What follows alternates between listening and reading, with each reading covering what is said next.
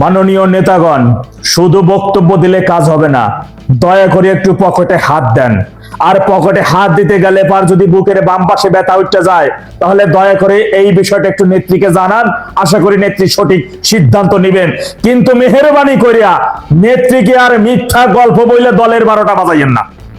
আজকে থেকে প্রায় 10 মাস আগে নেত্রী আপনাদের ডেকে বলেছিল, আমি একা করতেছি 90%, তোমরা করো সবাই মিলে 10%। আপনারা সেই 10% কতখানি করতে পারছেন? কতটুকু করেছেন আপনারা? নেত্রী আপনাদের কাউকে ডাইকে যদি কোনো একটা কাজের নির্দেশনা দেয়, যখন দেখেন ওই কাজে কিছু পয়সা খরচ হবে, আপনারা আবার আরেকজনকে বলেন নেত্রী এটা করতে বলছে। এই ধরনের রাজনীতি দয়া করে বাদ দেন, এইগুলো দফে টিকবে না।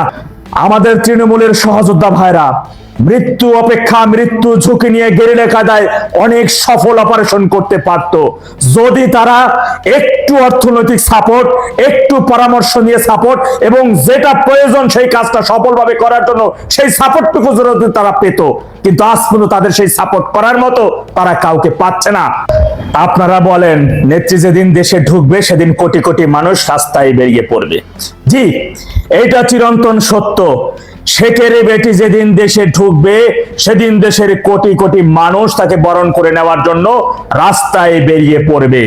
সেইটা তিনি বঙ্গবন্ধুকে যারা ভালোবাসেন, তারা বঙ্গবন্ধু কন্যাকে যারা ভালোবাসেন এবং অন্ধকারাচ্ছন্ন বাংলাদেশের একমাত্র আলোর দিশারি, একমাত্র আলোর ওসিলা বঙ্গবন্ধু কন্যা, এই কারণে তারা বেরিয়ে পড়বে। এই কাজে ভিন্ন দিকে প্রভাবিত করার সুযোগ নাই। আজকে ধানমন্ডি 32-এ কতজন সিস্টেম অফ সন্ত্রাসী ছিল? হাতে গোনা কয়েকজন। তাদের মোকাবেলা করার জন্য আপনাদের প্রস্তুতিটা কি ছিল? তাদের একজনকে দুইজনকে যে কোনো ভাবেই হোক না কেন গেরিলা কায়দায় সাইজ করে দেওয়ার জন্য পূর্ব কোনো পরিকল্পনা কি ছিল? আজকে 32-এর এই যে ভিডিওটা একটু ভালো করে দেখেন, এই লোকটাকে একটু দেখেন। বিপ্লব জিন্দাবাদ, শেখ হাসিনা, শেখ মুজিব ধ্বংস হোক দিবাসটা। এবার তার পরিচয়টা একটু ভালো করে শুনেন। দিউ খুদা, আমার নাম মেজর বজলুল হুদার আপন সহোদর।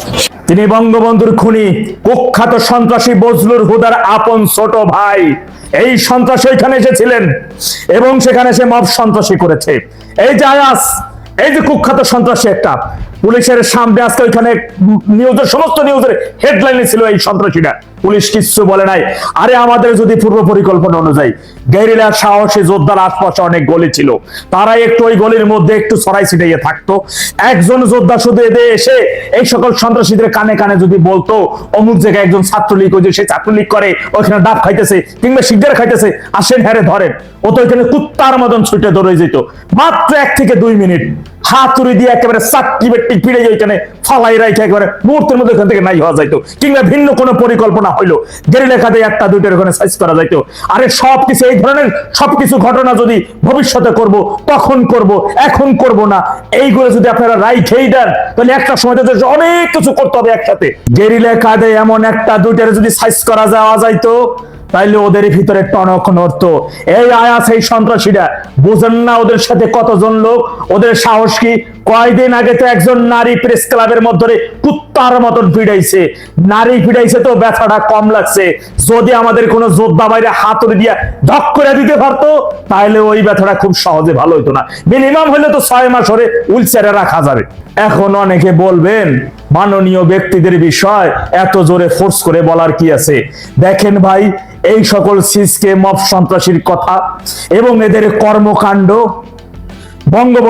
বঙ্গবন্ধু কন্যাকে নিয়ে এদের অসম্মানজনক বক্তব্য, এইগুলা যখন শুনি, আর আওয়ামী লীগের ক্ষমতা, অ্যাবিলিটি, এই প্রতিষ্ঠানের মধ্যে অনেক বড় বড় পর্যায়ের জাতীয় নেতা, তাদের অর্থনৈতিক অবস্থা, আল্লাহ তাদের যে পরিমাণ সম্পদ দিয়েছে, তাদের যে পরিমাণ মেধা দিয়েছে, এইগুলা যখন নিয়ে চিন্তা করি না, তখন আর ঠান্ডা মাথায় কথা বলার সুযোগ থাকে না। অনেকে আমারে বলবেন, তুমি এত কথা বলো, নিজে এসে করতে পারো না। গতকালকে একটা পোস্টের মাধ্যমে বলেছি, মহান আল্লাহ তাআলা আমাকে সবকিছু দিয়েছেন, আলহামদুলিল্লাহ, শুধু টাকা দেয় নাই। ওই জিনিসটা থাকলে আমি কি পারি কি পারি না এইটা আপনাদের দেখাই দিতাম ইনশাআল্লাহ। কর্মীদের পিছনে খরচ করার মতো এবং গেরিলা কায়দায় সফল অপারেশন করার জন্য আত্মা থাকা লাগে, খরচ করার মতো মানসিকতা থাকা লাগে। দেখি তো 2 বছর ধরে মনে হয় ভাড়া দিয়ে থাকে, তো এই কারণে অনেকের একেবারে টুটটি শুকিয়ে যাওয়া অবস্থা, একেবারে নাই নেই অবস্থা, অনেকে বলে একেবারে এই নাই সেই নেই অবস্থা, একেবারে নাচে হাল। লালবদর যেটা বলেছেন যে বিদ্যুতের চ্যালেঞ্জ বা অন্যান্য সমস্যা বাংলাদেশের যেগুলো জাতীয় সমস্যা হিসেবে তুলে, সেটা নিয়ে ছোট্ট করে উত্তর দিই। সেটা হলো যে তারেক রহমান এটা পারবেন না। সেটা শেখ হাসিনা জীবিত থাকলো না মারা গেল না আওয়ামী লীগ ফিরে আসলো, এটার সাথে এটার সম্পর্ক নেই। তারেক রহমান যে পারবেন না তার সুস্পষ্ট প্রমাণ আমরা পেয়ে গেছি। এটা কেবলমাত্র আওয়ামী লীগ সরকার বা জননেত্রী শেখ হাসিনা যদি ক্ষমতায় থাকতেন তাহলে সমস্যার সমাধান হতো, কারণ তিনি ক্রাইসিস ম্যানেজার হিসেবে পরিচিত। এটা আমাদের গবেষণা না, আমাদের মন্তব্য না, এটা বিদেশিরাই সবসময় বলেছেন যে বাংলাদেশের ক্রাইসিস ম্যানেজার হচ্ছেন শেখ হাসিনা, যিনি যে কোনো ক্রাইসিসকে সমাধান করে ফেলেন, ম্যানেজ করে ফেলেন। তার জন্য সেই উপাধি তারা দিয়েছে। তারেক রহমান পারবে না সেটা যেমন আমরা 2001 থেকে 2005-06 দেখেছি যে তার সেই খাম্বা ছাড়া আর কিছুই দেখি নাই আমরা। এইবার তো খাম্বাও নাই, অন্তত গতবার তো খাম্বা পাওয়া গিয়েছিল। এইবার জননেত্রী শেখ হাসিনা যে রেখে গিয়েছেন পারমাণবিক বিদ্যুৎ কেন্দ্র, সেগুলোও বন্ধ হতে চলেছে। সুতরাং আমরা বুঝতে পারতেছি তার এই 4 মাসের কার্যক্রমে, কারণ আমরা যদি সেই ইংরেজি শব্দটা যেটা বাংলা অনুবাদ হচ্ছে যে সকালে সূর্য দেখলেই বোঝা যায় দিনটা কেমন যাবে, যদি সেই হিসেবে আমরা তুলনা করি তাহলে 4 মাসে আমরা যা দেখলাম, এই দেশে বিনিয়োগ বন্ধ, চাকরি প্রতিদিনই হাজার হাজার মানুষের চাকরি থেকে চাকরিচ্যুতি করা হচ্ছে, মানে বেকার হয়ে যায়, চাকরিচ্যুতি নয়, কারখানা বন্ধ হয়ে যায়। চাকরিচ্যুতি তো আলাদা জিনিস, সরাসরি কার ফ্যাক্টরি বন্ধ হয়ে যাচ্ছে। বিশেষ করে বেসরকারি কারখানাগুলো যেভাবে বন্ধ হতে চলেছে তাতে প্রতিদিনই হাজার হাজার মানুষের চাকরি যায়, যাদের ছুটিতে যায় আর তারা জানায় আর চাকরি থাকবে না। আর যারা গার্মেন্টসের মালিক তারা নিজেরাই বলতেছে আমরা এই 4 মাস না, শুধু বিগত এনজিওগ্রাম সরকার বলেন, আদম ব্যাপারী সরকার বলেন, বা আপনি এনজিওদের দোকানদারি বলেন, তাদের সে 18 মাস হয় এই 4 মাসে আমরা দেখলাম যে তারা কোনোভাবে এই দেশের অর্থনৈতিক উন্নয়ন করবে তো দূরের কথা, চাকরি দেবে তো দূরের কথা, সমস্যার সমাধান করবে তো দূরের কথা, বরং যেগুলো ছিল সেগুলো তারা রাখতে পারেনি। সুতরাং তারা পারবে বলে আমার মনে হয় না, সম্ভাবনা আমি দেখতেছি না তাদের কাজিলতে।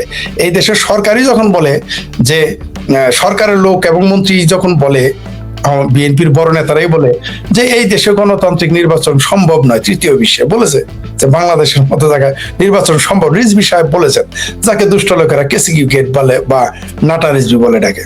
আবার একজন মন্ত্রীকে শুনলাম তিনি বললেন যে তারা বেতনও দিতে পারবেন না, এরকম সমস্যা হয়ে গেছে। আর তাদের সমাধান একটাই আছে, তাহলে তারা শুধু বলবে যে এটা শেখ হাসিনা সরকার দায়ী, এছাড়া তাদের হাতে কোনো সমাধান নাই। আর তার সাথে আরো কিছু বলতে পারে যে এর জন্য ভারত দায়ী, এছাড়া তাদের কাছে আর কোনো সমাধান আপাতত দেখতেছি না।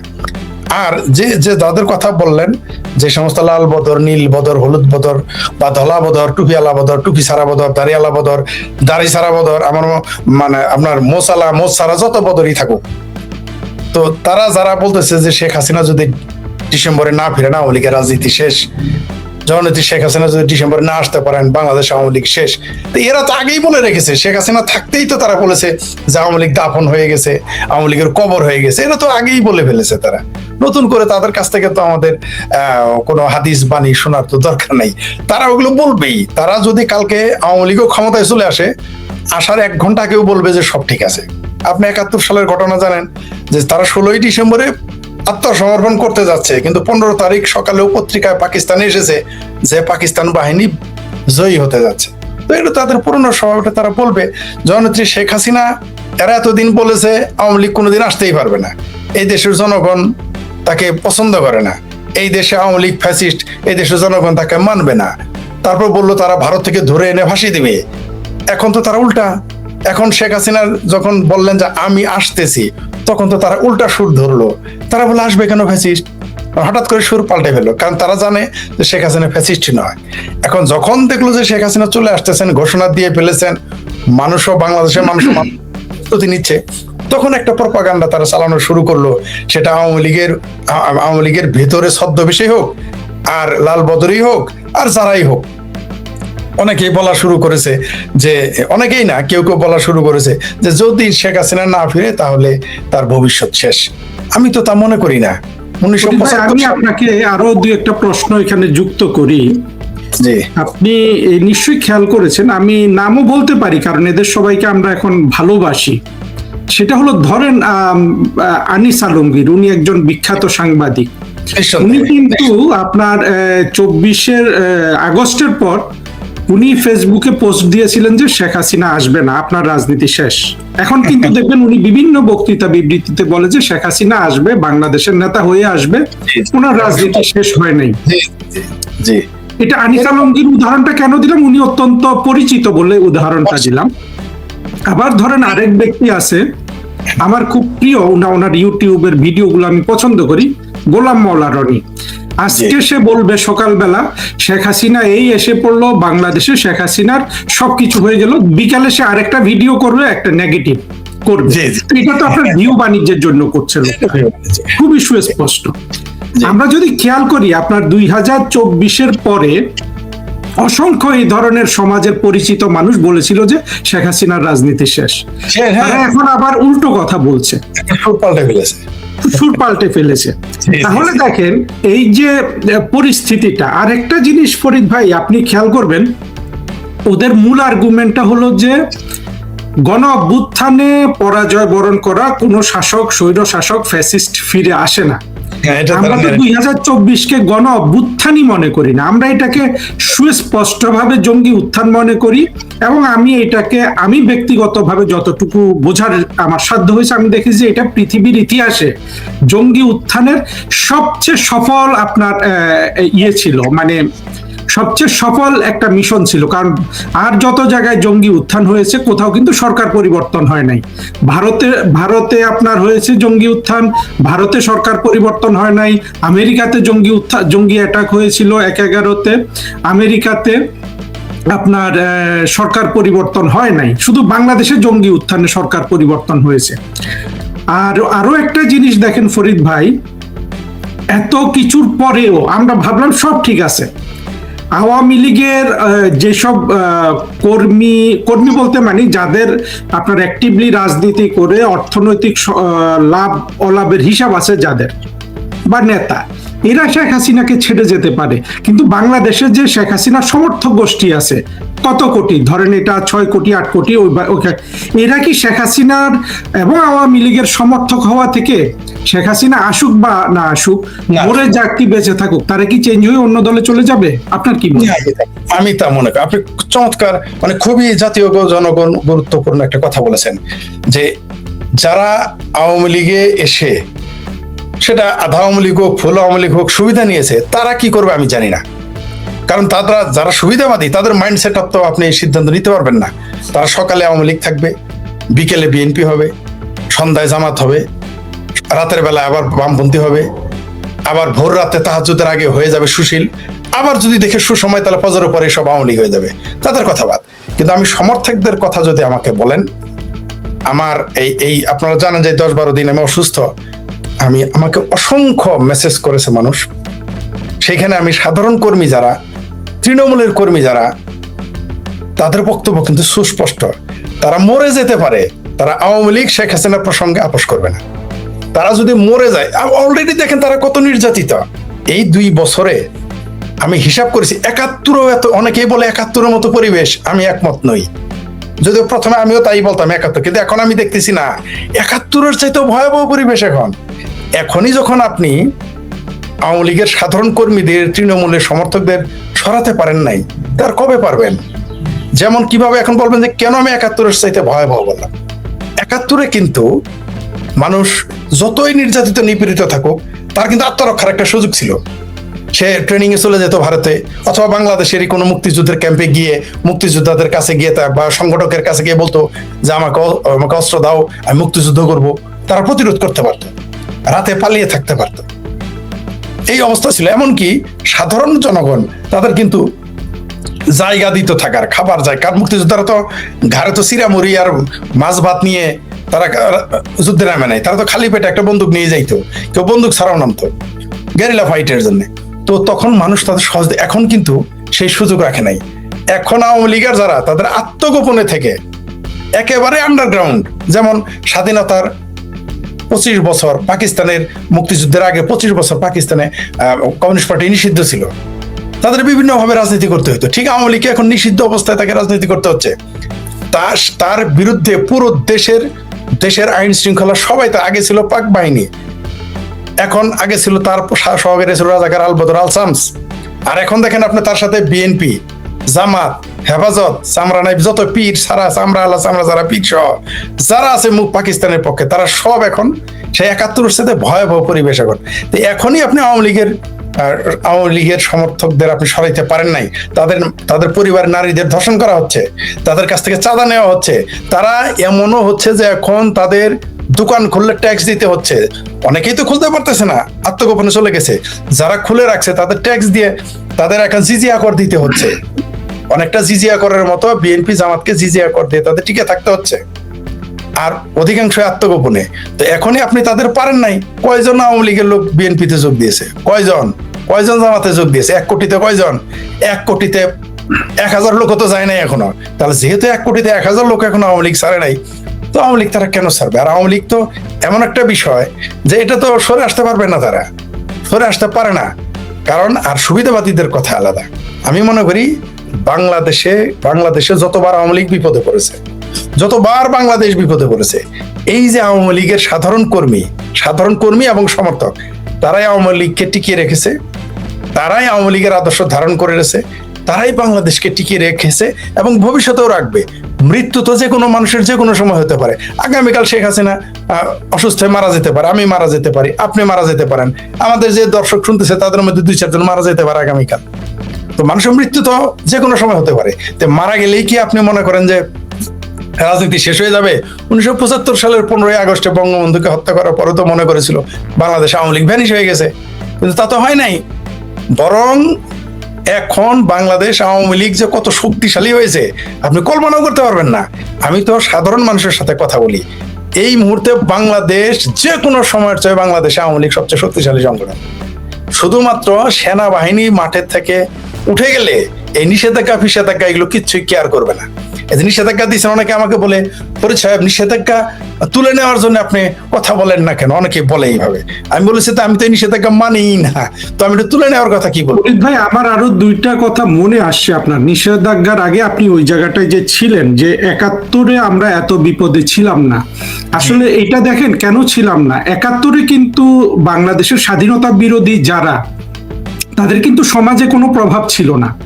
তারা মুক্তিযুদ্ধ বিরোধী হয়েছে, এদের সবাইকে একা কাদের সিদ্দিকী কিন্তু মেরে ফেলতে পারতো, মানে তারই সক্ষমতা ছিল যে সে সময় মেরে ফেলা, কিন্তু সেটা আমরা করিনি। এখন তাদের সমাজে অনেক প্রভাব প্রতিপত্তি বেড়ে গেছে। আমার মনে হয় আপনি যে বলেছেন যে 71-এর চেয়ে সময়টা খারাপ, এই কারণেও কিন্তু এখন সময়টা অনেক বেশি খারাপ।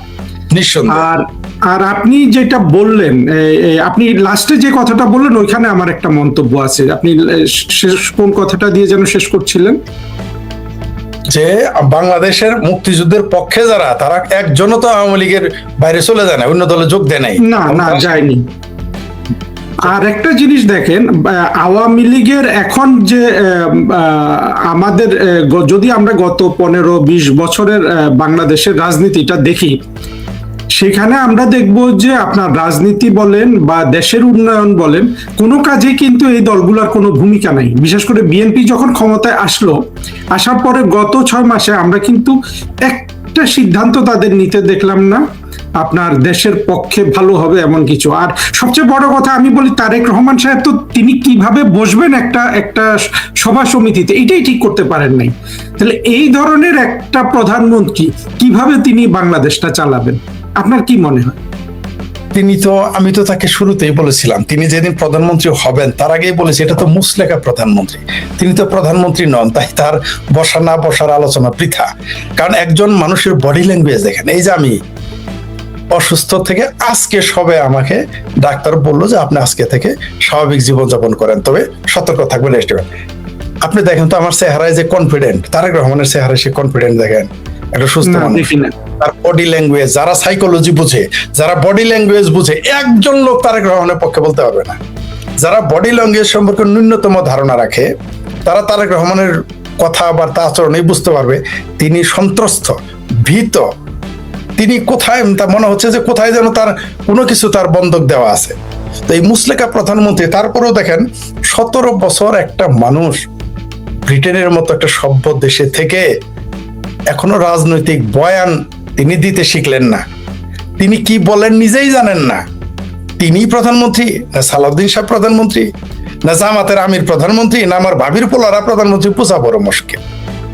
আপনি দেখেন তার বডি ল্যাঙ্গুয়েজ, তিনি তিনি কত নির্বোধ হলে এই কথা বলেন। একটা মানুষ কত অজ্ঞ। একটা হলো যোগ্যতা দুই ধরনের, একটা হলো অর্জিত আর একটা হলো অর্পিত। অর্পিত যোগ্যতা দিয়ে তো আপনি বেশিক্ষণ টিকে থাকতে পারবেন না কম্পিটিশনে। তার তো একদিকে তার প্রধানমন্ত্রিত্ব, তিনি জিয়া পরিবারে জন্মগ্রহণ করেছেন বলে প্রধান হতে পারে, একটা লোক বংশ পরম্পরা আসতে পারে, কিন্তু তাকে তো যোগ্য হতে হবে। ধরে নেন রণবীর কাপুর, সে বংশ পরম্পরায় সিনেমাতে আসছে, কিন্তু সে যোগ্য, তাই টিকে আছে। নাহলে শুধুমাত্র পারিবারিক কারণে টিকতে পারবে না, তাহলে টুইঙ্কেল খান্নাও টিকে থাকতো, তাহলে অমিতাভ বচ্চনের পুত্রও টিকে থাকতো, তাই না? যোগ্যতা অর্থাৎ একটা হলো অর্জিত যোগ্যতা, আরোপিত।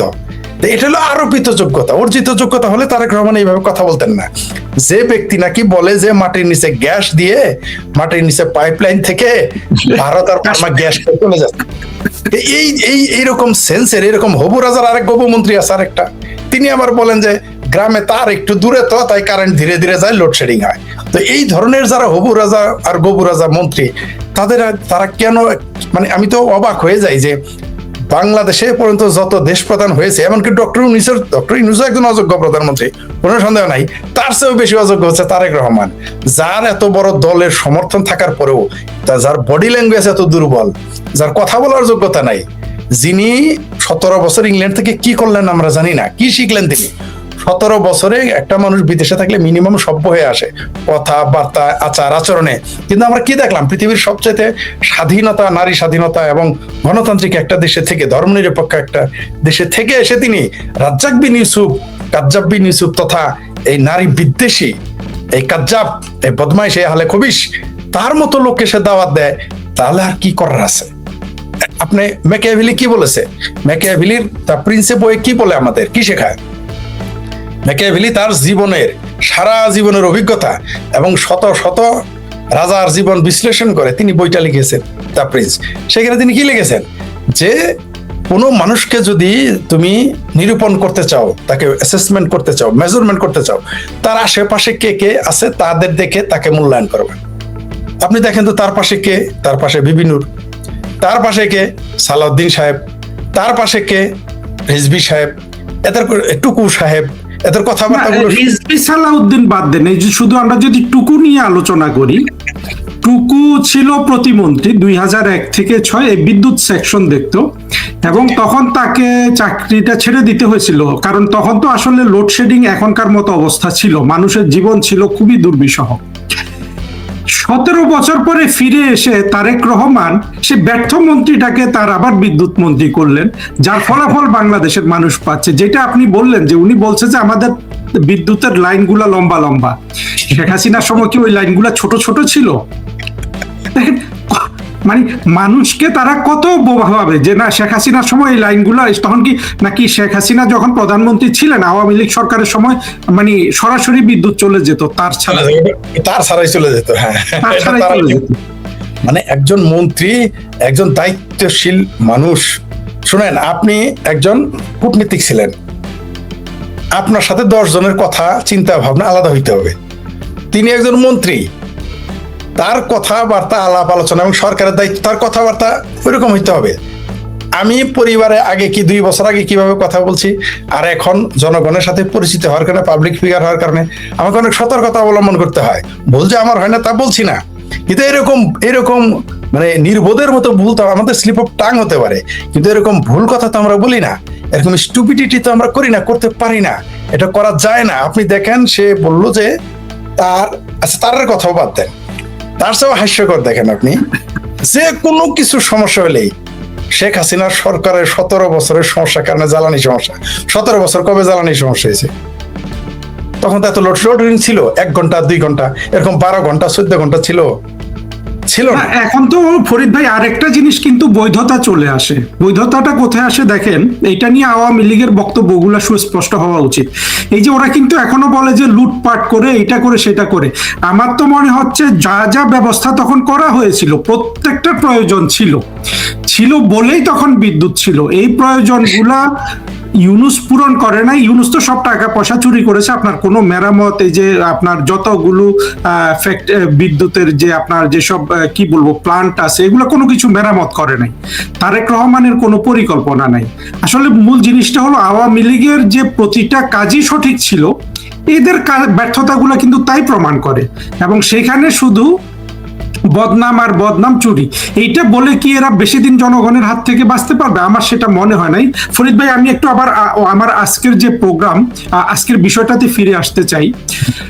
এই যে দেখেন, আওয়ামী লীগকে বাংলাদেশের, হ্যাঁ, হিন্দু সবগুলা যদি ভারতে পাঠিয়ে দেয় তখন এক অবস্থা, সেটা আমরা এখন কল্পনা করছি না। বাংলাদেশে এখনো যদি 7% বা 8% হিন্দু সম্প্রদায় থাকে, বা আপনার বাংলাদেশে যেসব বিভিন্ন উপজাতি সম্প্রদায় আছে পাহাড় টাহাড় অন্যদিকে, আর বাংলাদেশের যেসব নারীরা কর্মক্ষেত্রে থাকতে চায়, মানে পুরুষের সাথে জীবনে তাদের ভূমিকাটা দেখাতে চায়, এই অংশটা কি শেখ হাসিনা আজকে মরে গেলে বা শেখ হাসিনা ডিসেম্বরে ফিরে না আসলে আওয়ামী লীগ ছাড়া অন্য কোনো রাজনৈতিক দলকে সমর্থন দেওয়ার কোনো সুযোগ আছে? আপনি কি মনে করেন? আমি মনে করি না, কারণ আমরা যেভাবে হিসাব করি না কেন, আগামীতে বাংলাদেশের নেতৃত্ব আওয়ামী লীগের হাতেই পড়বে। সেটা শেখ হাসিনা জীবিত থাকুক, বা বয়সজনিত কারণে মারা যাক, বা তাকে মেরে ফেলা হোক, সবগুলো সম্ভাবনা রাখতে হবে। যেমন ধরেন জননেত্রী শেখ হাসিনা বাংলাদেশে ডিসেম্বর মাসে আসলো, অলরেডি রাশিয়া তো বলে দিয়েছে যে তারা একটা সম্ভাবনা দেখতেছে যে তাকে পাকিস্তানের আইএসআই তাকে হত্যা করবে। এটা আমরাও মনে করি, এটা রাশিয়ার গোয়েন্দা সংস্থা, এত বড় সংস্থা হইতে হবে না। আমরা অনুমান করি যে পাকিস্তান বা তুরস্ক বা ইসলামী জঙ্গিবাদীরা, এটা প্রাথমিক, অন্যরাও মারতে পারে, মাওবাদীরা মারতে পারে, বামপন্থীরাও মারতে পারে, এমনকি বিএনপি পন্থীরাও মারতে পারে। কিন্তু সবার আগে আমরা যেটাকে রাখবো, পাকিস্তানের আইএসআই, তুরস্ক এবং এই ইসলামী মৌলবাদী, এদেরকে আমরা উপরে রাখতে চাই। কে করতে পারে? অনেকেই সম্ভাবনা। তো এটা একটা সম্ভাবনা থেকে যায়। তার মানে কি, তাহলে তখন কি হবে? আওয়ামী লীগ এতিম হয়ে যাবে না? বাংলাদেশের জনগণ আওয়ামী লীগ ছাড়াই এতিম, তার প্রমাণ এবার হয়ে গেছে। আবারও বলতেছি আমি কোট আন কোট, যে বাংলাদেশ আওয়ামী লীগ ছাড়া বাংলাদেশের জনগণ এতিম, এই 2 বছরে প্রমাণ হয়ে গেছে। এটা আমরা প্রমাণ করি নাই, বা আমার কথায় প্রমাণ হবে না, বা আওয়ামী লীগের লোক বলে নাই, বা আপনি বলেন নাই। এটা বিএনপি, যেটা আপনি বললেন যে বিএনপি প্রমাণ করে দিয়ে গেছে, জামাত প্রমাণ করে দিয়ে গেছে, আমার ভাবির ছেলেরা প্রমাণ করে দিয়ে গেছে যে আওয়ামী লীগ ছাড়া এই দেশের বাংলাদেশের জনগণ এতিম। হ্যাঁ, আওয়ামী লীগের ভুল ত্রুটি থাকতে পারে। একটা দল দীর্ঘ সময় ক্ষমতায় থাকুক বা একটা টার্ম ক্ষমতায় থাকুক, একটা সরকারের তো 100 পরিকল্পনার 100টাই শুদ্ধ হইতে পারে না, এটা সম্ভব না। ভুল হবে, ভুল হতে পারে, কিন্তু ভুলের পরিমাণ, শুদ্ধের পরিমাণ, এটা পরিমাপ করে একটা সরকারের ভালো মন্দ দেখতে হবে আমাদের। আমি মনে করি যে বাংলাদেশ আওয়ামী লীগ ছাড়া বাংলাদেশের জনগণের বিকল্প কোনো পথই খোলা নেই। কে যাবে ক্ষমতায়? এই দেশের সেনা শাসন চলবে না, এই দেশের সেনা শাসন কেউ মানবেও না, সেনা শাসন চলবেও না, আমরা হতে দেবও না। বাংলাদেশের জনগণ প্রকারান্তরে তো আমি এখন পর্যন্ত সেনা শাসনই দেখতে পাচ্ছি, সেনা শাসন হয়েছে, কিন্তু এখন তো ওয়াকারি ক্ষমতায়। না না, আপনার কথা আমি 100% একমত। সরাসরি না এসে তারা একটু গায়ে পোশাক পরেছে, কখনো ইউনুসের পোশাক পরেছিল, এখন তারেক রহমানের পোশাকে ওয়াকার সাহেবরা, মিলিটারিরাই আছে। মূলত মোল্লার মিলিটারি এখন কখনো তার ওয়াকারের ওই ইউনুসের, ডক্টর ইউনুসের পোশাক পরে, কখনো তারেক রহমান পরে, এটা সত্য। কিন্তু সরাসরি তারা আসতে পারে নাই, পারবে না, সেই কথাটা আমি বলেছি। আর বাংলাদেশের মতো তৃতীয় বিশ্বে, পাকিস্তানেও যেমন সরাসরি আসে, বাংলাদেশের সবসময় 1975-এর পর থেকেই সবসময় কোনো না কোনো ভাবে পর্দার আড়ালে সেনাবাহিনী ছিল এবং এখনো আছে। ভবিষ্যতে থাকবে কিনা সেটা ভবিষ্যতে দেখা যাবে। যেটা আপনি বললেন যে বাংলাদেশের জনগণ এই সেনাবাহিনী দিয়েও মানবে না, কারণ কি জানেন, তারা দেখে ফেলেছে এই ইউনুসকে দেখা, তারেককে দেখা, সেনাবাহিনী দেখা একই কথা। মানুষ বুঝে ফেলেছে যে জনগণের সরকার ছাড়া এই দেশ চলবে না। আর জনগণের সরকার আপনি কাকে আনবেন, কোন দলকে আনবেন? আওয়ামী লীগ ছাড়া তো আপনার বিকল্প নেই। যদি বিকল্প থাকতো জনগণ সেটা চিন্তা করতো, কিন্তু সেটা তো নাই। কারণ এখন বাংলাদেশে আওয়ামী লীগ ভার্সেস অল, এখন তো বাংলাদেশে কোনো বিরোধী দল নাই। মানে বিরোধী দল বলতে এখন ওরা একই, আসলে ভাই, ফুফাতো ভাই, বিআই, আত্মীয় স্বজন, এরা মনে করেন একই। এরা সারা পৃথিবীতে সরকারি দল, বিরোধী দল থাকে। বাংলাদেশ আল্লাহর রহমতে পৃথিবীতে একমাত্র দেশ যেখানে সরকারি দল এবং সরকারি বিরোধী দল আছে, যেটা আমরা দেখতে পারতেছি। জামাতকে দেখতে পারতেছি, আমার ভাবির ছেলে 6টা যে অনুরোধের আসরে আসছে, আমরা দেখতে পাচ্ছি। তো আপনি যেটা বললেন, বাংলাদেশের জনগণের কোনো বিকল্প নাই, আওয়ামী লীগের কাছে ফিরতে হবে, আর আওয়ামী লীগকেও ফিরতে হবে জনগণকে রক্ষা করার জন্য। কারণ বাংলাদেশের আওয়ামী লীগ একমাত্র দল যেটাই বাংলাদেশের দল, এবং যেটার জন্ম হয়েছে ক্যান্টনমেন্টের বাইরে, যেটার জন্ম হয়েছে জনগণের দ্বারা, বাংলাদেশের জনগণের দ্বারা একটি মাত্র দল, বাংলাদেশের একটি দল, সেটা হচ্ছে বাংলাদেশ আওয়ামী লীগ। সুতরাং বাংলাদেশ আওয়ামী লীগেরও দায় আছে জনগণকে রক্ষা করতে হবে, দল হিসেবে তার দায় আছে। আর জনগণও চিন্তা করে দেখছে যে আওয়ামী লীগ ছাড়া তারা বাংলাদেশের জনগণ এতিম। এটা আপনার আমার কথা না, এটা ঐতিহাসিকভাবে এই 2 বছরে প্রমাণ করে দিয়েছে ইউনূস এবং এই তারেক রহমানের মুসলেখা সরকার। এবং আর যে কয়দিন আছে এই কয়দিন আরো বেশি বেশি প্রমাণিত হবে। আপনি কতদিন বলবেন যে তেলের দাম বেশি, জ্বালানি নাই, দায়ী কে? শেখ হাসিনা ও আওয়ামী লীগ। গ্যাসের দাম বেশি নাই, এর জন্য দায়ী কে? আওয়ামী লীগ। বিদ্যুতের লোডশেডিং কে দায়ী? আওয়ামী লীগ, শেখ হাসিনা। এটা কয়দিন আপনি বলবেন? কারণ মিঠা কথাই তো আর চিরা ভিজবে না, চিরা ভিজতে তো পানি ঢালতে হবে। তো জনগণ তো বুঝে ফেলেছে, জনগণ বুঝে ফেলেছে। আর একটা কাকতালীয় ব্যাপার কি জানেন, যে জামাত বিএনপি জোট ক্ষমতায় থাকবে আর সারের সমস্যা হবে না, বিদ্যুতের সমস্যা হবে না, গ্যাসের সমস্যা হবে না। এটা কি হয়? আর মৌলবাদ যে কে বসবে না, এটা কি হয়? আপনি দেখেন সব সমস্যা এখন তেল, গ্যাস, জ্বালানি, প্রথমে ফুয়েল, তারপর আসেন গ্যাস, তারপরে আপনার বিদ্যুৎ, তারপর আরেকটা কি থাকলো? জঙ্গিবাদ। সেটা জাতিসংঘ বলে দিয়েছে যে বাংলাদেশে এই মুহূর্তে দক্ষিণ এশিয়া ঢাকাতে আল কায়েদার উত্থান ঘটতেছে। তার মানে 16 কলা পূর্ণ হয়ে গেছে। তো এই জাতিটাকে রক্ষা করতে গেলে, এই দেশকে রক্ষা করতে গেলে আওয়ামী লীগের তো আমি বিকল্প দেখতেছি না, আমি তো দেখতেছি না, জনগণও দেখে। আমি ভাই, আওয়ামী লীগ, শেখ হাসিনা আসলে এত তাড়াতাড়ি আসারও দরকার নেই বাংলাদেশে।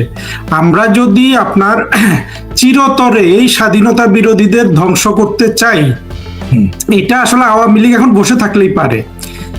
যেই দুঃসহ অবস্থায় ওরা বাংলাদেশকে নিয়ে এসছে 2 বছরের মধ্যে, আর 2 বছর তাদেরকে সময় দেন, দেখেন বাংলাদেশের মানুষ কি করে এদেরকে। 2 বছর টিকবে না। মানে জননেত্রী শেখ হাসিনা যদি ঘোষণা নাও দিতেন যে ডিসেম্বরে আসবো না, বলতো আমি আসবো, আর 27 সালের মধ্যে এই সরকার টিকতো না। আমি প্রথমে ভবিষ্যৎবাণী করেছিলাম যে এই সরকারটা 2.5 বছর টিকবে, বা মোর দ্যান 3 ইয়ার্স সর্বোচ্চ। মানে দিকি করে, মানে অনেকটা গরুর গাড়ির মতো, ঠেলা গাড়ির মতো কোন রকম 2.5 থেকে 3 বছর টিকবে। পরে মনে হলো না, 2 বছরই টিকবে না, কারণ এটা তাদের কার্যকলাপের জন্য বলতেছি। আমার অনুমানটা ভুল হলো, আরো 1 বছর কমাইলাম। কিন্তু এখন আমার কাছে ভাই গত 4 মাসে আমি তো বুঝতেই পারি নাই যে এরা এত তাড়াতাড়ি এত দ্রুত অজনপ্রিয় হয়ে যাবে। শুধু জনগণের কাছে নয়, কিন্তু বিএনপির সরকার এই মুহূর্তে তারা কিন্তু নিজের দলের কাছে অজনপ্রিয় হয়ে গেছে। এটা আমার কাছে ডাটা আছে। বাংলাদেশের অন্তত 6টা থেকে 8টা জেলা সরাসরি, মানে একেবারে প্রত্যেক মানুষের সাথে যোগাযোগ করে, ভাইয়া না, সরাসরি যোগাযোগ করে কথা বলছি। তাহলে 64 জেলার মধ্যে 6 থেকে 8টা জেলার যদি বিএনপি অজনপ্রিয় হয়ে যায়, তাহলে সারা দেশে তো একই অবস্থা। কারণ আপনি যখন ভাত রান্না করবেন, তখন তো একটা ভাত চাপ দিলেই তো বুঝতে পারবেন কতটুকু চাল সিদ্ধ হয়েছে, কয়টা হয়েছে। এটা তো সব ভাত চিপে আপনাকে বুঝতে হবে না। আর এইখানে তো আপনি এই আগামী 2 বছর বললেন না আপনি, শুধু 27 সালে আওয়ামী লীগ নীরবে ঘরে বসে থাকবে, এই সরকার এমনি কলাপস হয়ে যাবে। কারণ অলরেডি এই দেশের মন্ত্রী বলতেছে যে সরকারের বেতন দিতে পারবে না। বেতন, আরেকটা জিনিস দেখেন কতটা দুরবস্থা। বেতনের কথা আপনি বলে ফেলছেন, আমি ওইটাই মনে করিয়ে দিতে চাচ্ছিলাম। বিদ্যুৎ প্রতিমন্ত্রী বলছে যে মানে বিদ্যুৎ প্ল্যান্ট গুলা ঠিক আছে, জ্বালানি লাগে এই প্ল্যান্ট গুলা চালাইতে, সেই জ্বালানি কেনার পয়সা নাই সরকারের কাছে, সেইটা বলেছে। চিন্তা করেন, মাত্র 4 মাস হলো এরা শেখ হাসিনার টাকা কড়ি খেয়ে, ইউনূস পালিয়ে গেছে, তারেক রহমান অবশিষ্টটা শেষ করেছে, এখন ওদের হাতে টাকা নাই। আর ওরা একজোট হয়েছে যে না, আমরা সবাই একজোট হয়ে আওয়ামী লীগ ঠেকাবো। তো একজোট হয়ে আওয়ামী লীগ ঠেকিয়ে রাখলো, তো জনগণ তো এদেরকে পেটাবে না।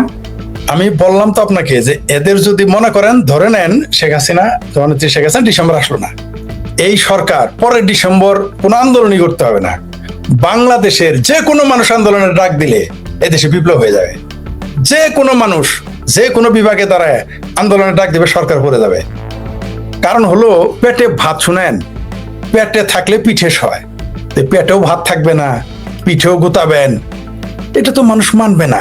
শখে অনেক কিছু বিদ্যুৎ, যে কারেন্ট না থাকলে কি বিএনপির লোক যারা, তাদের কি গরম করে না? যদিও লোকজন ঠাট্টা করে বলে যে ক্ষমতা, বিএনপি যেহেতু ক্ষমতায়, বিএনপির লোকের গরম করে না। আসলে কি তাই? রিয়েলিটি তো অন্য কথা বলে। কারণ তাদেরও মোবাইলে চার্জ থাকবে না, তাদেরও বাসায় এসি চলবে না, তাদের বাসায় বাতি চলবে না, জ্বালানির তেল। আর ধরেন কোনো কারণে যদি ভারত জ্বালানি দেওয়া, এই যে 82 লক্ষ লিটার ফুয়েল আসতেছে, এটা যদি বন্ধ করে দিত কি হইতো? এটা তো আজ হোক কাল হোক বন্ধ হয়ে যাবে, আজ হোক বা কাল হোক বন্ধ হয়ে যাবে। ভারত শুধু ছাড় দিতেছে দুইটা কারণে, একটা হলো জননেত্রী শেখ হাসিনার প্রশ্ন 1 নাম্বার, আর একটাও 1 নাম্বারই, মানে দুইটাই 1 নাম্বারের মধ্যে। আর একটা হলো যে বাংলাদেশে এখনো কিছু সংখ্যালঘু আছে। আপনি 8% বলছেন, আসলে 8% নাই, বা 7 আরো কম, আমার হিসেবে 6% আছে। যাই হোক, আমরা 6 থেকে 8%, হ্যাঁ 6% চলে আসছে। তাহলে 6% বা 8% যাই ধরেন, এই 6 বা 8% সংখ্যালঘু রয়েছে আর জননেত্রী শেখ হাসিনা। এই প্রশ্নে ভারত একটু ছাড় দিতেছে। যখন তাদের এই প্রশ্নের বাইরে চলে যাবে, এই যে অনেকেই বলতেছে না যে শেখ হাসিনা আসতে পারবে না, শেখ হাসিনা না আসতে পারলে বাংলাদেশে কিন্তু তেল, গ্যাস, বিদ্যুৎ কিছুই আসবে না। এইটা কিন্তু আমাদের ওই সেই লাল বদর, নীল বদর, হলুদ বদর, বা যারা এই যে আমার ভাবির পোলারা, এরা কিন্তু এই হিসাব করতেছে না, বলতেছে যে মোরগ এত বড় নিচে কিন্তু হাত দেয় নাই। শেখ হাসিনা, জননেত্রী শেখ হাসিনাকে যদি মেরে ফেলা হয় দেশে, অথবা তাকে আসতে না দেওয়া হয়, অথবা অন্য কোনো কিছু দ্রবিধি সন্ধি তাদের থাকে, এরা জানে না কালকে যদি ভারত শুধুমাত্র বিদ্যুৎটা বন্ধ করে, আদানির বিদ্যুৎ বন্ধ করে দিলে কি হবে। এখনই তো চলতেছে না, এই আদানির বিদ্যুৎ আসার পরেও এই দেশে এত 12 ঘন্টা লোডশেডিং, তাহলে তখন কি হবে? আর আমি তো শুরু থেকেই বলে আসছি যে ভারত যেই দিন বাংলাদেশের ফুড চেইনটা কেটে দিবে, ভারত তো যুদ্ধ করবে না। ভারত এত পাগল হয় নাই, নইলে ভারতকে যেভাবে বাংলাদেশের পেয়ারা পাকিস্তানের যেভাবে খামসাইছে, খোসাইছে, কোনাইছে, গুতাইছে, এতদিন তো একটা মরা মানুষেরও যুদ্ধ করার কথা, কিন্তু ভারত করে নাই। কেন করে নাই জানেন? ভারত জানে তার হাতে যুদ্ধ ছাড়া আরো বহু বিকল্প রয়েছে। পাকিস্তানকে একটা গুলি না করে ভিখারিস্তানে পরিণত করে দিয়েছে। পাকিস্তান যে বাংলাদেশকেও তো সেই দিকে ওরা নিয়ে যাবে, যে অবস্থা আমি দেখা নিয়ে যাবে না, অলরেডি তো আমরা নিয়ে গেছি। অলরেডি আমরা বাংলাদেশকে অর্থনৈতিকভাবে, এটা বাংলাদেশে এখন যারা ক্ষমতায় আছে তারাও চায় অর্থনৈতিকভাবে বাংলাদেশ পঙ্গু হোক। জামাত চায় যে সহযোগিতাগুলো এখন করে যাচ্ছে তারেক রহমানকে, এই যে দেখেন ওরা গালাগালি করে, আবার কিন্তু পেছনের দরজা গিয়ে এই যে এগুলা করে, আপনার এই যে পাইপলাইনে তেল আনছে, তারপরে এমনকি বিদ্যুৎ সমস্যার জন্য অ্যাপ্রোচ করছে। এটা পত্রিকায় বাইর হয়েছে, ইন্ডিয়ান পত্রিকায়। না, ভারত ছাড়া বাংলাদেশ এই মুহূর্তে, আমি বললাম তো যে কোনো উপায় নাই তার হাতে। ভারত ছাড়াই বাংলাদেশ টিকবে না। এই জন্য নয় যে সামরিক কারণ না, অর্থনৈতিক কারণ, রাজনৈতিক কারণ না, অর্থনৈতিক কারণেই বাংলাদেশ টিকবে না। দেখেন, শিল্পের কাঁচামাল যদি না আসে এই দেশটা কিভাবে টিকবে? চাল যদি না আসে কিভাবে? যেই দেশ থেকে মুখী কিনা খাইতে হয়, কাঁচামরিচ, এই দেখেন কাঁচামরিচের বাজার আগুন লেগেছিল, ভারত থেকে নিতে হয়েছে কাঁচামরিচ। এমনকি মুখী, ওই যে মুখী, বুঝছেন তো, আমরা মুখী বলি আর কি, মানে কচুরমুখী, এই কচুরমুখী আনতে হয়, লতা আনতে হয়, আপনি চলতে পারেন না। তাহলে সেই দেশটার সাথে আমরা ফাত্রামি করে কিভাবে টিকে থাকবো? আমি আমাদের জামালপুরের ভাষা বললাম, মানে বিতলামি করে বা ইয়ারকি করে বা ধাপ্পাবাজি করে, ফাত্রামি করে কতদিনে আমরা টিকতে পারবো? বাংলাদেশের জনগণ, আর আপনি একটা কথা অপ্রিয় হইলেও বলছেন সত্য, কিন্তু 2 বছর অনেক সময় বাংলাদেশে আরো বেশি ক্ষতি হয়ে যাবে, কারণ আমরা একটা ভুল ট্রেনের যাত্রী হয়ে গেছি। এখন যত দূরে যাব ফিরতে তত সময় লাগবে। তো এই যে শেখ হাসিনা যদি 2 বছর না থাকে, এই দেশের অর্থনীতি পঙ্গু হয়ে যাবে, সেটাকে তুলতে আবার সময় লাগবে। কিন্তু যদি না আসে তাহলে কিন্তু বললাম তো 2 বছর বলছে না, 1 বছরে কলাপস করবে। কারণ যারা প্রতি কদমে কদমে যে সমস্ত হাস্যকর কথা বলতেছে, যেমন যেটা আমি শুরুতে বলেছিলাম, মানে এই বক্তব্যের শুরুতে, যে এইখানে এই দেশের নেতারা বলে, বিএনপির নেতারা বলে যে 17 বছর আওয়ামী লীগ যা করে নাই, এরা নাকি 3 মাসে তা করে ফেলেছে। অথচ 3 মাসে 3 ইঞ্চি রাস্তা বের করে নাই, 3 মাসে 3 ইঞ্চি ব্রিজ বানায় নাই, রেল লাইনও বড় করে নাই, আর আকাশপথ বড় করার সুযোগ নাই। তাহলে এরা কি করলো এরা? মানে এরকম কি দেখেন, এসে কার্ডের কথা বলছিল, খালের কথা বলছিল, 15 দিন পরে এই কথাগুলো ওরা আর বলছে না। বলবে কি? মিথ্যা দিয়ে মানুষকে ধোকা দেওয়ার যাবে না। মানুষ বুঝে ফেলেছে। শোনেন, আমি তো মানে ফোন ধরতেই পারিনি, এত কল আসে যে কতজনের কল ধরবো। মানুষ যা বলে, মানুষের শোনেন, কিছুদিন আগে যারা বলতো যে আওয়ামী লীগ ক্ষমতায় আসতে পারবে না, পরে তুমি এত কথা বলো কেন? আমার সিনিয়র, শেখ হাসিনা ফিরতে পারবে না, তারাই আমারে বলতেছে এখন শেখ হাসিনা কবে আসবে। কারণ তারা মনে করে আমার বহুত ক্ষমতা, আমার সাথে শেখ হাসিনার ফোন করো না কেন, আগে আসতে বল এগুলো বলে। তারা মনে করে যে আমার প্রতিদিনই আমি বোধহয় আওয়ামী লীগের বড় কিছু, আমার সাথে জননেত্রী শেখ হাসিনা নিয়মিত করে। কিন্তু তা তো না। আমি এই যে জনগণের যে পরিবর্তন, আপনি মেন্টাল প্রিপারেশনটা দেখেন। আমি বলেছি তো, আমি যখন বলতাম যে জননেত্রী শেখ হাসিনা যদি বাংলাদেশে আসে 50 লক্ষ মানুষ তাকে সংবর্ধনা দিবে, ইতিহাসের সবচেয়ে বড় সংবর্ধনা আয়োজন করতে হবে, 3 দিন ঢাকা এয়ারপোর্ট কলাপস হবে, 3 দিন লড়াচড়া করতে পারবে না, তখন মানুষ বিশ্বাস করে নাই। কিন্তু এখন ওই লোকগুলো এখন বিশ্বাস করে যে জননেত্রী শেখ হাসিনা আসলে এখন 1 কোটি লোক হবে, কেউ বলে 2 কোটি লোক হবে। কেন এগুলো আসতেছে বিশ্বাসটা, আস্থাটা? কারণ দেশের ভেতরে মানে আওয়ামী লীগ ছাত্রলীগের কারণে আওয়ামী লীগ জনপ্রিয় হচ্ছে না। বাংলাদেশ আওয়ামী লীগ ছাত্রলীগ জনপ্রিয় হচ্ছে এই ছাত্রলীগ এর কারণে না, যুবলীগের কারণে না, এই ছাত্র শিবির, এই যে পেয়ারা পাখিদের ছাত্র সংগঠন, বিএনপি, ছাত্রদল, জামাত আর ভাবির পোলাদের আচরণে যারা ভাত পাইতো না, শুকনা কলা, শুকনা রুটি আর কলা, শুকনা পাউরুটি আর কলা খেয়ে দিন পার করতো, তারা 73,000 টাকা বাসা ভাড়া দিয়ে এখন থাকে। কোত্থেকে আসে এগুলো? এটা একজন যিনি শিক্ষক প্রফেসর এসে বলেছেন, এটা আমরা বলি নাই। যে ভাবির পোলারা থাকতো শিবিরের মেসে, চলতো লোকাল বাসে, তারা ওয়েস্টিনে গিয়ে 5 স্টারে গিয়ে তাদের হাঁস খেতে হয়, নাহলে তাদের ঘুম হয় না। তো এগুলো তো মানুষ এখন দেখতে পারতেছে। আর মানুষ দেখেন আপনি সারা বাংলাদেশে ড্রাগস হয়ে গেছে, জুয়া হয়ে গেছে, তো এগুলো তো মানুষ দেখতেছে। এগুলো রোধ করতে গেলে একটি জনবান্ধব সরকার দরকার। আর সেই জনবান্ধব সরকারটা হতে পারে, এখন বলবেন যে আওয়ামী লীগ তো ভালো না, কিন্তু বিকল্প তো আর নেই। আওয়ামী লীগ যতটুকু আছে পারলে আওয়ামী লীগই পাবে। সেই জন্য তো বললাম যে বাংলাদেশ আওয়ামী লীগ ছাড়া, আবার বলতেছি, বাংলাদেশ আওয়ামী লীগ ছাড়া বাংলাদেশের জনগণ এতিম। এটা খোদ বিএনপি প্রমাণ করে দিয়েছে, জামাত প্রমাণ করে দিয়েছে যে বাংলাদেশ আওয়ামী লীগ ছাড়া বাংলাদেশের জনগণ এতিম। আমার ভাবির ছেলেরা, আমার ভাবির পোলারা, অনুরোধ আসরের এমপিরা, শিবিরেরা প্রমাণ করে দিয়েছে যে বাংলাদেশ আওয়ামী লীগ ছাড়া বাংলাদেশের জনগণ এতিম। ইভেন বিদেশিরাও প্রমাণ করে দিয়েছে, বিদেশিরাও বুঝতে পেরেছে। তার জন্যই তো এখন শেখ হাসিনাকে আনার পরিকল্পনায় তারা এখন সায় দিচ্ছে। তারা এখন বুঝে ফেলেছে যে বাংলাদেশের জনগণ বাংলাদেশ আওয়ামী লীগ ছাড়া টিকতে পারবে না। নাহলে এই যে আল কায়েদার উত্থান, আওয়ামী লীগ থাকলে তো এটা হতো না। বাংলাদেশটা তো মৌলবাদী একটা জঙ্গি রাষ্ট্রে পরিণত হতো না। আর জাতিসংঘের রিপোর্টে বাংলাদেশের নাম আসতো না যে এখানে আল কায়েদা ঘাঁটি কাটছে। যে এটা শেখ হাসিনা থাকলে সম্ভব হতো না, কারণ তারা প্রশ্রয় পেত না।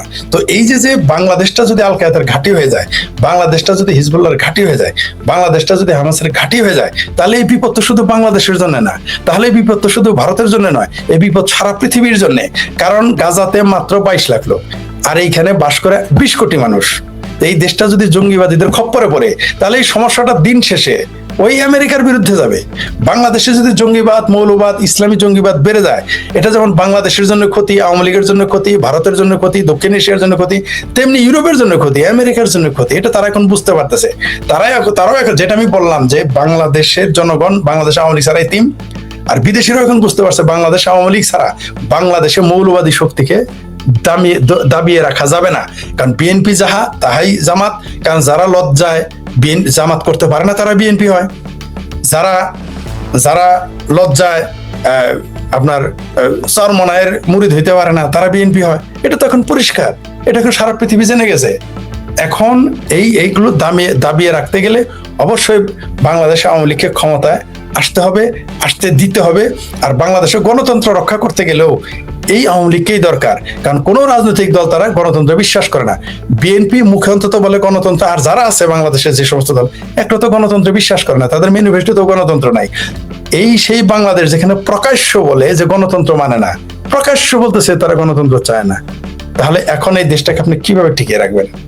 একটা স্বাধীন দেশে, একটা গণতান্ত্রিক রাষ্ট্রে আপনি যখন বলবেন গণতন্ত্র হারাম, গণতন্ত্র নিষিদ্ধ, গণতন্ত্র নিকৃষ্ট, আপনার নামে তো মামলা হওয়ার কথা। আপনি কিভাবে চলেন? কোন দেশে থাকেন যে দেশ গণতান্ত্রিক? তাহলে কি তন্ত্র চান আপনি? তো এইগুলো তো এখন সারা বিশ্ব বুঝে গেছে। তাই আমি মনে করি যে এখন বাংলাদেশ আওয়ামী লীগ শুধু বাংলাদেশের জনগণের জন্য নয়, ভারতের নিরাপত্তার স্বার্থ বাংলাদেশ আওয়ামী লীগকে আসতে হবে। এমনকি দক্ষিণ এশিয়া নিরাপত্তার সাথে আওয়ামী লীগকে ক্ষমতায় আনতে হবে। এমনকি সারা পৃথিবীতে জঙ্গিবাদ ঠেকানোর জন্য, দক্ষিণ এশিয়া থেকে যে জঙ্গিবাদের উত্থান ঘটে গেছে, এটাকে ঠেকানোর জন্য অবশ্যই আওয়ামী লীগের প্রয়োজন আছে, আমি মনে করি। ফরিদ ভাই, আমরা আর বেশিক্ষণ, আপনি আপনার নিজের শরীরও ভালো না, আমরা লাস্টে আপনি ওই জিনিসটা একটু আলোচনা করতে চাই। আসলে শেখ হাসিনা আসবেন কি আসবেন না, আওয়ামী লীগের রাজনীতির প্রাসঙ্গিকতা আছে কি নাই, শেষ হয়ে যাবে, এগুলো আসলে একেবারে আমরা এতক্ষণ যে আলোচনা করলাম সেখান থেকে এইটাই আমরা পরিষ্কার করলাম যে আসলে এগুলা কোনো তর্কের বিষয় না। শেখ হাসিনা আসবেন, উনি বলেছেন আসবেন, উনি যদি মরে যান তাহলে ওনার রাজনীতি থাকবে, আর উনি আসলেও থাকবে, না আসলেও থাকবে। এইটা হলো আমার বক্তব্য। থাকবে, আসলেও থাকবে, জীবিত থাকলেও থাকবে, জি। মৃত হলেও বাংলাদেশ আওয়ামী লীগের বাংলাদেশ আর বাংলাদেশ আওয়ামী লীগ আপনি কখনো পৃথক করতে পারবেন না, সম্ভবই না, সুযোগই নাই যে কোনো অবস্থায়। ফরিদ ভাই, আমি যে ইস্যুটা এখানে তুলতে চাই, আমি মনে করি যে মূল ইস্যু হলো আওয়ামী লীগের রাজনীতিটাকে আপনার তার যে ঘোষিত নীতি পন্থা আছে তার সাথে অ্যাডজাস্ট করা। কিভাবে দেখেন, আমাদের দেশে যদি আমরা মুক্তিযুদ্ধের মাধ্যমে যাদের যাদের এই দেশে বাঁচাবো বলেছি, বা যাদেরকে নিয়ে আমরা একটা সুন্দর রাষ্ট্র গড়বো চিন্তা করেছি, সেটা হলো যে সকল ধরনের মানুষ, সকল ধর্মের, আপনার সংখ্যালঘু, পাহাড়ের বলুন, তারপরে আপনার নারী বা অনগ্রসর মানুষগুলো। আমার মনে হয় আওয়ামী লীগের এখন ওইটাই সবচেয়ে বড় কাজ। তারা রাজনীতিতে এই জিনিসগুলোকে গুরুত্ব দেয় নাই। যেমন বাংলাদেশ যে হিন্দু শূন্য হয়ে যাচ্ছে, এইটা আওয়ামী লীগের লক্ষ্য করা উচিত ছিল। আজকে যদি বাংলাদেশে সেই 72 সালের ধরেন 18% হিন্দু যদি আজকে বাংলাদেশে থাকতো, তাহলে আওয়ামী লীগের অটোমেটিক কিন্তু 18-র মধ্যে 16% সাপোর্ট কিন্তু বাংলাদেশে আপনার ওইটা একেবারে রিজার্ভ ছিল। তো এই জায়গায় তো আওয়ামী লীগ তারা কখনোই চিন্তা করে নাই যে এই যে হিন্দুগুলাকে সবাই মিলে তাড়িয়ে দিচ্ছে, তারই কিন্তু ভোট ব্যাংক সংকুচিত হয়ে যাচ্ছে। আর জামাত জঙ্গি বাড়াচ্ছে, এতে জঙ্গিদের ভোট ব্যাংক আপনার প্রসারিত হচ্ছে। এইভাবে আমি শুধু হিন্দুদের আসলে আমরা বলির পাঠা বানাচ্ছি, এইসব কথা বললেও তো তাদের জন্য অপমান। আমি আসলে কাউকে অপমান করতে চাই না, আমি আওয়ামী লীগের সত্যটা তো তুলে ধরতে হবে, ঐতিহাসিক সত্যতা সামনে আনতে হবে। আমি আওয়ামী লীগের স্বার্থ, শেখ হাসিনার স্বার্থ, বঙ্গবন্ধুর স্বার্থে যে রাজনীতি সেটার কথা বলছি। আমার মনে হয় যে আওয়ামী লীগের এই জিনিসগুলো নিয়ে গভীরভাবে ভাবা দরকার, এবং তারা যে প্রচারও করতে পারে না তাদের কথাগুলো, সেই জায়গায় আসলে এখন কাজ করা দরকার। বাকিটা আর কিছু করার নাই। আপনি কি মনে করেন? আমি আপনার সাথে একমত, কারণ বাংলাদেশ আওয়ামী লীগের যে 4 মূলনীতি, তার মধ্যে ধর্মনিরপেক্ষতা সুস্পষ্ট, সমাজতন্ত্র সুস্পষ্ট, স্পষ্ট সেখানে লেখা আছে 4 মূলনীতির মধ্যে। আর আপনি একটা গুরুত্বপূর্ণ কথা বলেছেন, এখানে 18% এই হিন্দুদের কিন্তু পরিকল্পিতভাবেই দেশ ছাড়া করা হচ্ছে। কারণ বাংলাদেশের জামাত, বিএনপি ধরেই নেয়, যতই তারা কৃষ্ণ নন্দীকে নমিনেশন দেয়, যতই তারা হিন্দুদের মন্দিরে যাক, গীতা পাঠ করুক, তারা কিন্তু জানে যে ওই কৃষ্ণ নন্দীও দাঁড়িপাল্লা মার্কায় ভোট দিবে না, যদিও কৃষ্ণ নন্দীকে তারা নমিনেশন দিয়েছে। খোদ কৃষ্ণ নন্দী, আমি লিখিত দিতে পারি, কৃষ্ণ নন্দী নিজেও তার ভোটটা ধানের শীষে আমি লিখে দিতে পারি আপনাকে। খুলনার সেই কৃষ্ণ নন্দী অনেকে আমাকে বলেছে যে আপনি কৃষ্ণ নন্দীকে নিয়ে সমালোচনা করেছেন, সমালোচনাটা দুর্বল হয়েছে। কেমন? কৃষ্ণ নন্দীকে খুব কড়া ভাষায় সমালোচনা করেন নাই। আমি বললাম ভাই, তাদের বলেছিলাম যে দেখেন কৃষ্ণ নন্দী নিজেও দাঁড়িপাল্লা মার্কায় ভোট দেয় নাই। আর এটা কিন্তু এমন না যে এটা আমি বলেছি, এটা জামাতও জানে। এটা কিন্তু জামাত জানে যে কৃষ্ণ নন্দী দাঁড়িপাল্লা মার্কায় ভোট দিবে না। এটা খোদ জামাত ইসলাম জানে, জেনেও তারা করেছে। কারণ জামাতের কৌশলটা আলাদা। যেমন ধরেন ফরদ মাজাহার ওরফে ফরদ মাজাহার, তিনি কি করলেন? তিনি তিনি তিনি চিন্ময় কৃষ্ণ দাস, ইসকনের যে নেতা, তাকে জড়িয়ে ধরলেন। তার 72 ঘন্টা 48 ঘন্টার মধ্যে কিন্তু তাকে জেলে ভরলো। এটা হচ্ছে বাংলাদেশের সিংহবাম বিএনপি জামাতের কৌশল। এরা কিন্তু একটা কৌশল অবলম্বন করেছে। এই যে যেমন ধরেন ওই ছেলেটা, আরে তরুণটা, আরে বলে গেলাম কি চন্দ্র, ওই যে মূর্তি বানাইলো, আরে রাম মূর্তি প্রতিষ্ঠিত করতে গেল, তার পিছনে কিন্তু জামাতের সমর্থন ছিল। কিন্তু দেখেন আবার তারাই তাকে জেলে উঠাইলো পরিকল্পিত ভাবে।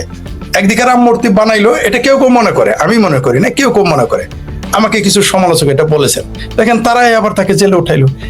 এই দেশে সংখ্যালঘুদেরকে মনে করে এটা আওয়ামী লীগের ভোট ব্যাংক।